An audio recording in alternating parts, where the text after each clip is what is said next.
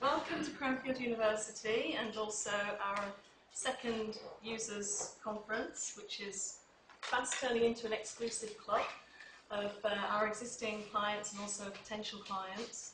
And we're really looking forward to a very exciting day where we're all learning from each other and finding out what some of our clients are doing, and for potential clients to learn about what it is they might be able to do to improve their health and safety at work, in particular, of course, driver safety.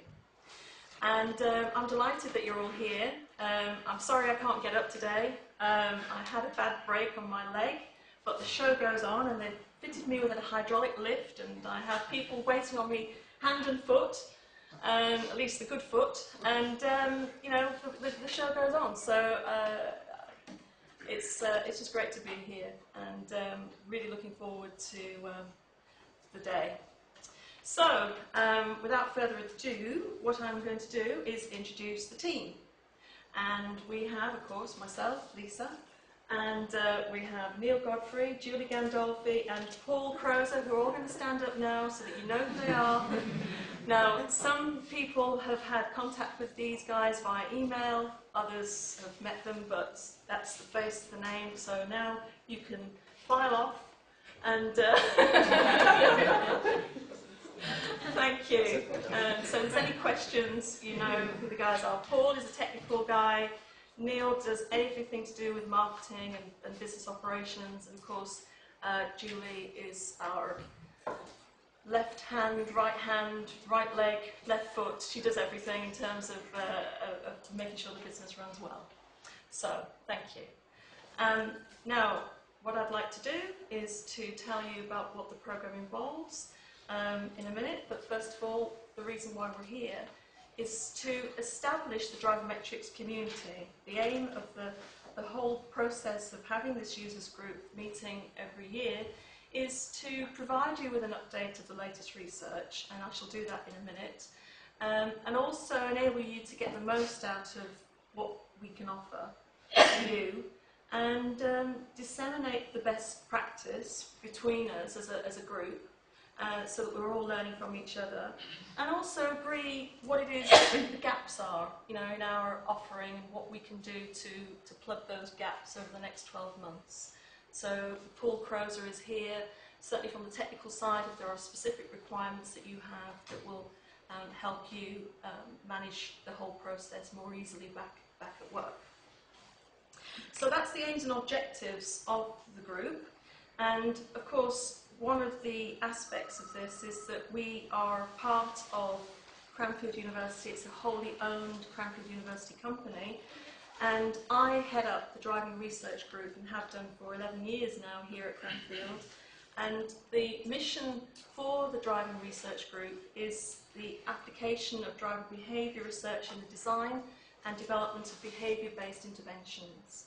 And that's specifically about behaviour that we're interested in. Always have been. I've been in the field for 25 years and more now, and that's always been the focus. It seems that recently, though, people are starting to understand the importance of behaviour, but what do we do about it? And so that's why DriverMetrics was launched back in 2006. We're currently in the process in the next few months of building a driving simulator laboratory. We've got short courses running in March, April and June, for example. If you want to hear more about that, then let us know. We also host the International Conference in Driver Behaviour and Training, which this year is being run at Helsinki University in August 19th to the 20th. We've got about 85 scientific papers being presented with some of the leading lights in the field coming to disseminate the latest research across the globe. So it's a great conference, and you know, have a look at that if you want to look at the website. There are sponsorship opportunities, so for those companies out there that want their name associated with such a fantastic conference, please let me know. But that's it. I want to now move on and tell you a little bit about the programme. And the agenda for the day is me, first of all, just telling you an update of some of the latest research. I can't hope to cover some of the work that's been done in the last 12 months in great detail, but I can give you a flavour of what I think are going to be the important things going forward. And after my introduction to the literature, I shall be introducing some of our key clients in the field who will talk to you about some of their experiences of working with us and working with the instruments and how they're utilising the products and making sure that their drivers are safe. And it will start with a presentation from Mike Watson from Shell, and then we'll be hearing from Paul Davidson from Unilever, and then we'll have a coffee break. I've tried to organise the coffee breaks and lunch breaks at a reasonable length of time so that people can talk to each other, and I think that works best. And then after the coffee break, Rob Lindsay from Balfour Beatty will talk about the simulator-based work that they're doing, and Nick Sanders from the Mercedes-Benz Driving Academy will talk about the use of the driver risk index for learner drivers. And then we'll have a plenary session. That might be some news to the speakers, but we're hoping to have them all at the front so that we can have questions, because we're keeping a fairly tight ship here. I'm going to try and keep the time as much as possible. And so we'll keep questions to that plenary session, if I may.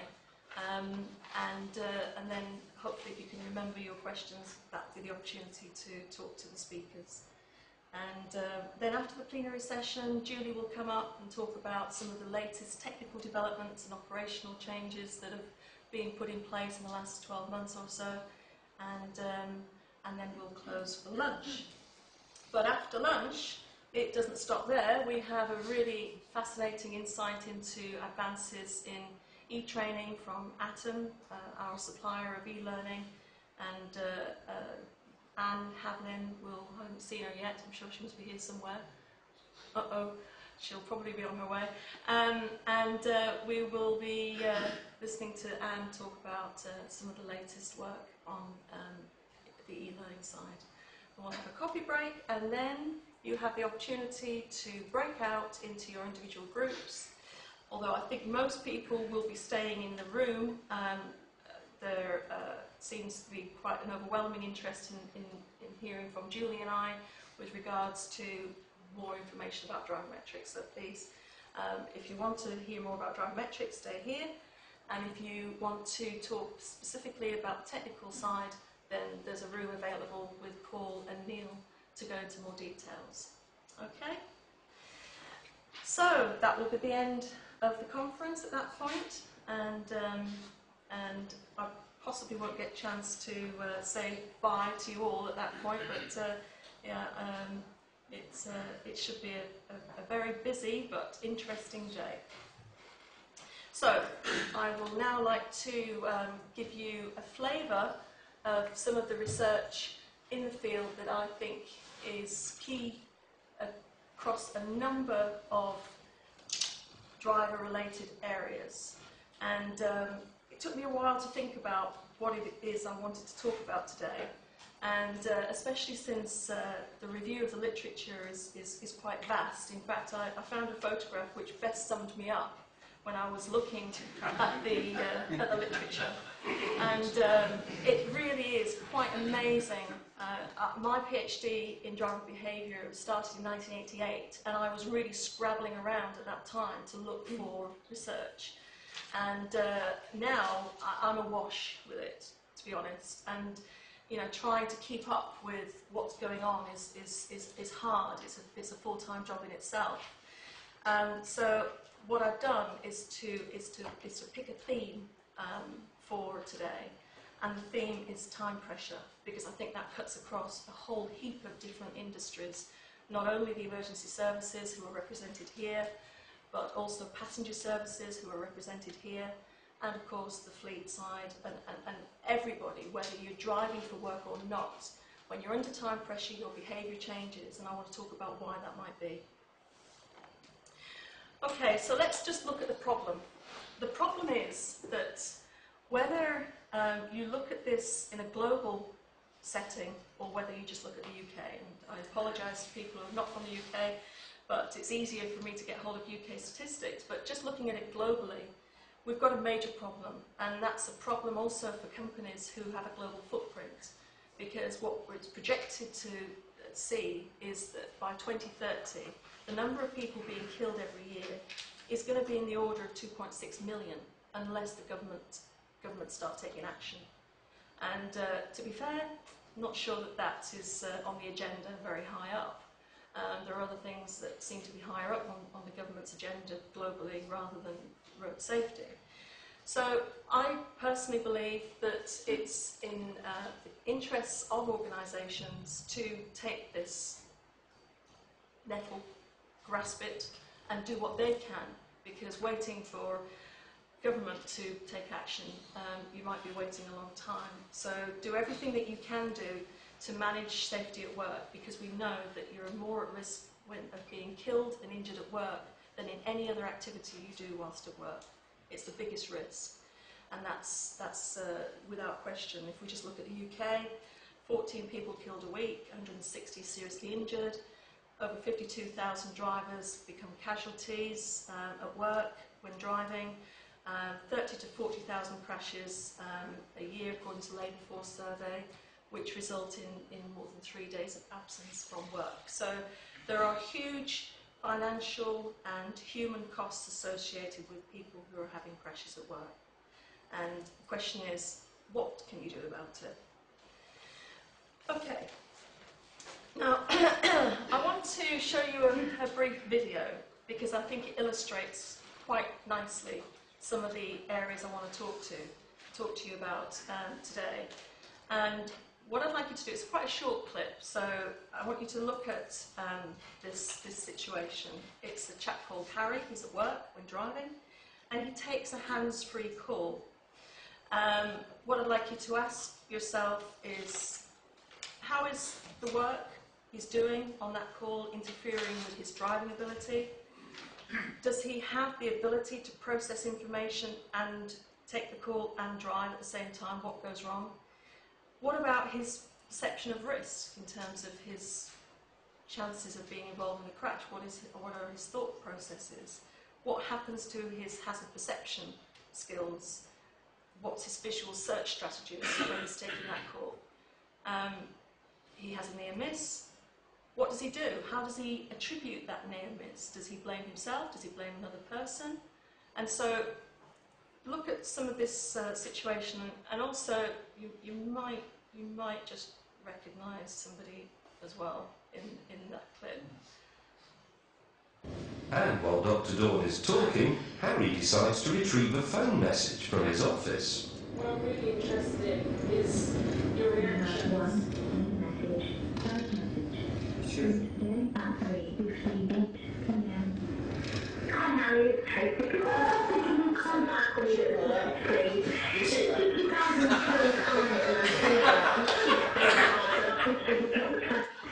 I took my life in my hands with those guys. I really did. Over and above and beyond the Call of Duty, I'd say.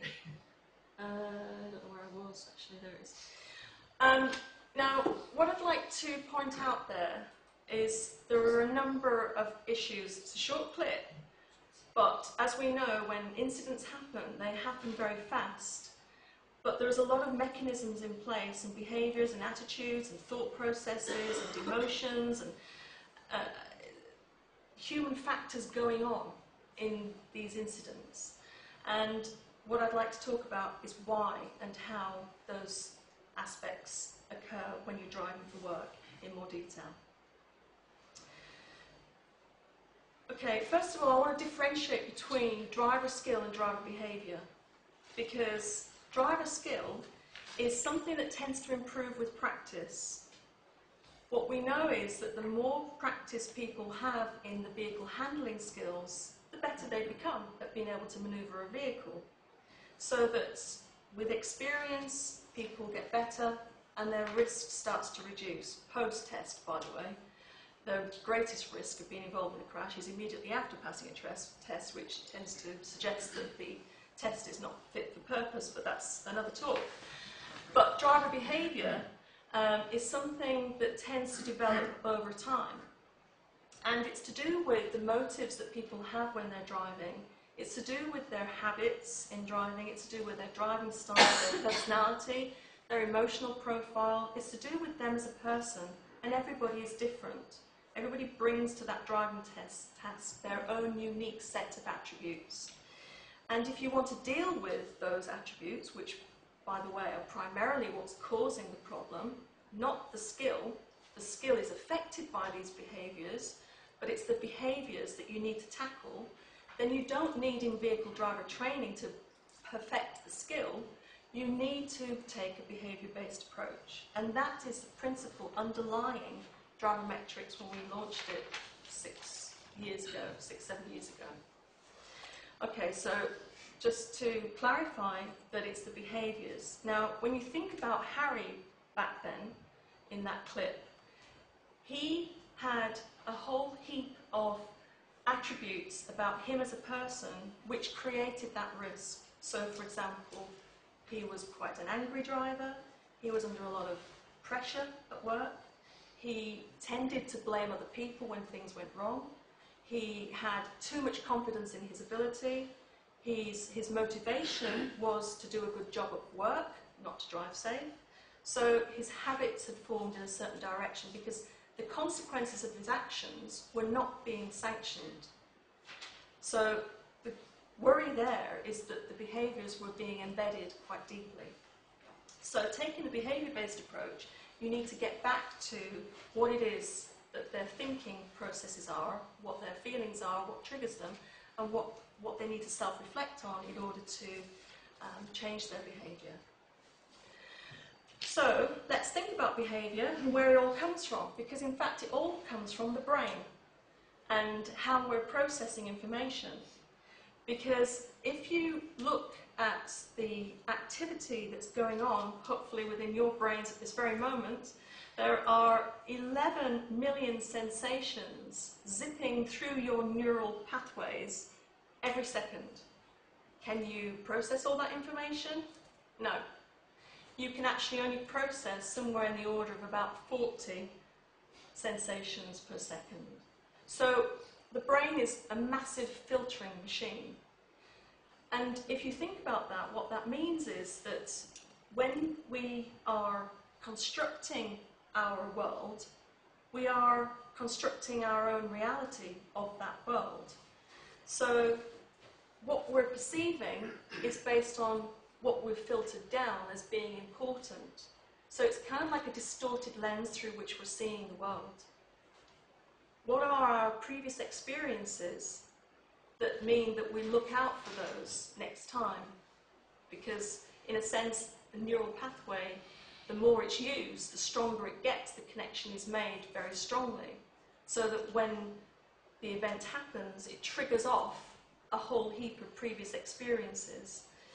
And so our behaviours are the result of our sensory impressions, our stored memories, our personality. And personality is both a nature-nurture kind of event. Our personality, it changes over time somewhat, but there are some stable traits associated with it as well. But our temperament, our emotional profile also is something that can be situationally determined, which I'll talk about in a minute. But how we're constructing the world is a construction of past events and what's happening at the moment. Now, because there's so much going on through the brain, what can happen when you're on the mobile phone whilst you're driving is that the signal that you're trying to process at that second is decaying whilst you're distracted by the conversation. So the hypotheses that you're developing about what might happen next is lost whilst you're attending to the call. Hence why, when you're on the mobile phone, sometimes it's argued between 4 and 10 times more likely to be involved in a crash than when you're not on the phone. So, we know that your attention will drift, sometimes in very unusual ways when you're distracted.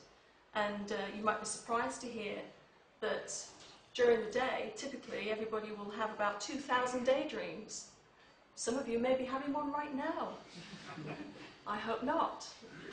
But I mostly hope that you won't be daydreaming whilst you're driving. But when you arrive at your destination and you can't remember the journey, then you're pretty much sure that that's what you've just done. So what is time pressure? Because time pressure is something that tends to take place often at work. And when people are distracted and their attention is drifting, it more often than not happens when they're under some kind of pressure, because they're thinking about some other event. They're thinking about what might happen if I'm late, the consequences of that, rather than what they need to do to be safe. The primary motive in many people's minds is not about safety, it's about running their lives, getting to their destination on time. You know, people are notoriously bad at organising and planning for journeys, and that tends to put them under pressure, and that's one of the dangers that we need to think about with work-related risk in particular. So what is time pressure? Well, it can be defined as a kind of an unfavourable ratio between quantity of time available and quantity of time needed to reach a destination. That's a fairly standard definition, which can be applied across a whole range of different aspects of driving. Emergency services, they're on response. You know, they're under time pressure. You know, ambulance service, we've got one here, for example. You know, the pressure that they may be under to respond in a reasonable time. The police, the fire service, passenger services, you've got schedules, timetabling, you know, penalties if you're late. Fleet drivers, you may have a very unmanageable schedule of appointments. You know, what is driving that behaviour? Is it the organisation? Is it the person? And I'll come on to that in a minute. But the point about time pressure is that risk-taking under time pressure is a common behaviour.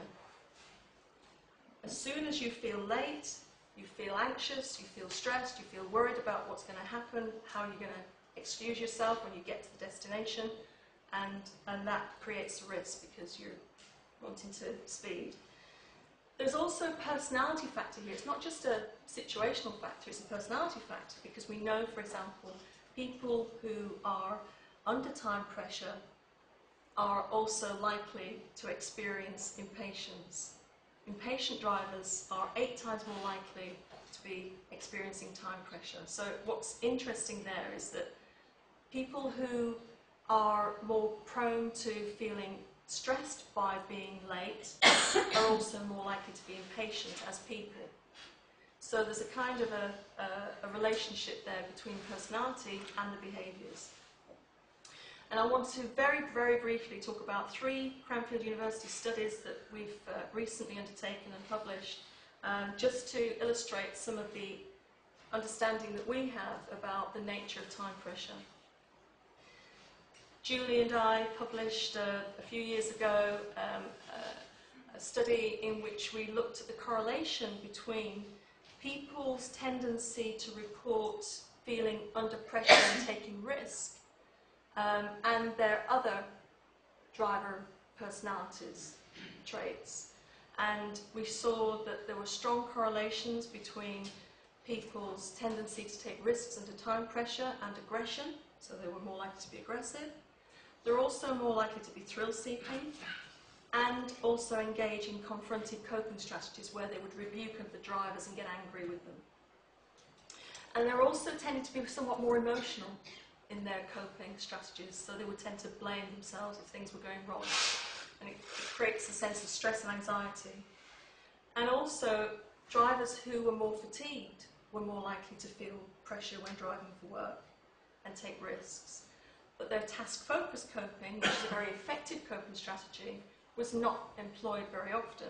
So people under time pressure didn't tend to use a task-focused coping strategy, which is interesting because it suggests that they don't attend to the task very well when they're under time pressure. And so it immediately flags up some of the behavioural characteristics that need to be investigated within training environment to identify those factors for dealing with time pressure at work and how to offset some of the risks associated with that. So that was the first study that we conducted in this field, and it gave us an understanding of the kind of profiles from the DRI that would be useful to explore time pressure in more detail. And then we undertook a simulator-based study, which was published in Ergonomics a couple of years ago, in which we asked people to complete the DRI and also take part in a couple of drives in the simulator, where one set of drivers were under time pressure and another set of drivers, same set of drivers, were not under time pressure. It was a matched drive, and compared their performance across those two drives. And what we saw was a massive decrement in performance for the time pressure drive. For the same drivers, they committed more errors, more likely to speed, more likely to take risks, and so on and so forth. But what was interesting was that the simulator identified those drivers that drove quite forcefully in the first drive, but they did it even more so when they're under time pressure. So there's a difference between those people that it could be identified by the simulator in terms of how they were likely to respond under time pressure. So there was already a behavioural predisposition towards taking risk even without the time pressure that could be identified. So that was an interesting study, again, understanding a bit more about how people behave under time pressure.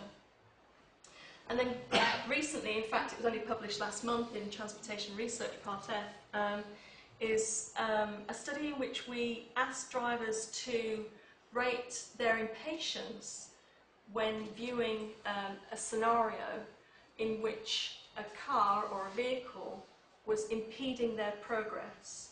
And there were different scenarios that were presented. Some of them were a group of pedestrians that were just wandering around in the road, causing them to have to wait until they'd finished crossing. Some of them were to do with a traffic jam, some to do with people stopping the car in front of them and asking for directions and causing them to have to wait. And what we saw was that there was a big difference between how long they were delayed for. Excuse me for not being able to wave my arms around behind me, but if they were waiting for 2 minutes, there was a significant increase in impatience compared to whether they were waiting for 1 minute or 1.5 minutes. Some of the data was only collected for certain scenarios. But what's particularly interesting in this research was how the situation determined the responses to the delays. So that if it was a disabled driver and they needed extra time to get into the car before they could move or cross the road, then there was very comparatively low levels of impatience. Contrast that with a delivery van driver who was unloading in front of them, impatience level was through the roof. Now, what's interesting about that is it's to do with blame, and I'd like to track back to that video clip with Harry, where did you see that person they pulled out? It's like, well, actually, they were. If you saw the rest of the video, they were indicating the reason why you nearly crashed into that car was because you had been attending to the phone call and not to the fact that this person was indicating could well have moved out. But the attribution of blame was made instantaneously based on past experiences. So what I'm saying is that the situational context and your previous experiences and you as a person, your personality-based emotional responses to driving is critical in terms of how you behave in response to traffic situations. And you won't understand that when you get someone in the car and teach them how to drive. You know, you'll only understand that by having a one-to-one conversation or a workshop-based interaction with them and get to grips with what it is that they, in particular, are motivated by and what drives them, if you like. So that's a real brief summary of the research. And just to say that in interaction with the person and the situation, you will find time pressure. It's an interactional process, it's a transaction between the person and the situation. We know that it's linked to work-related attentional focus. So if people are thinking about work, they're not thinking about drive. They are more likely to engage in risky driving. That's well known now. We see increased crash risk for people driving for work, and time pressure is a key factor there. Chronic conditions, so with repeated exposure to time pressure and the demands and stress of work when driving, can lead to chronic conditions, ill health and so on. What are the motivating factors? What are the sanctions from the organisation in terms of them being late? What's driving them? And one of the other aspects of this that I'd like you to think about from a behaviour-based intervention point of view is people's perception of time.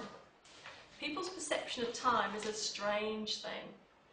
Time can go very fast if you're having a good time. It can go very slow if you're not.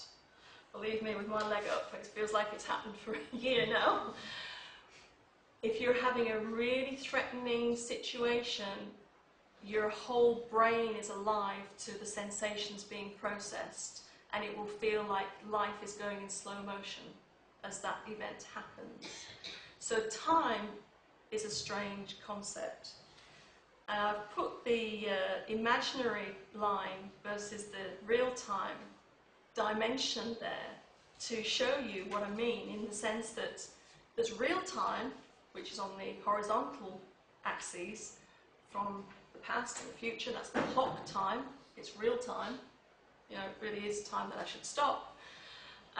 But there's also the imaginary time. That is the time you've had before the drive, the time you had when you were a child that may pop into your mind whilst you're driving, the time in the future when you get to the appointments, the time that you might be having when you go on holiday. These are all thoughts and time that is spent engaging your brain whilst you're driving. So to take a behaviour-based approach and get people to think about their concept of time is important from a behaviour-based intervention point of view. And also to get people in a group, understand the peer-to-peer interactions in that group, the common problems associated with time pressure and how to manage them. There's been some recent research as well on how best to find solutions to this problem. Looking at how you can engage people in self-reflection to think about their behavioural tendencies. Of course, that's where the DRI is a key factor. And their commitment to change, because it's their behaviour that's putting themselves at risk. And so therefore, what can they do to mitigate that risk?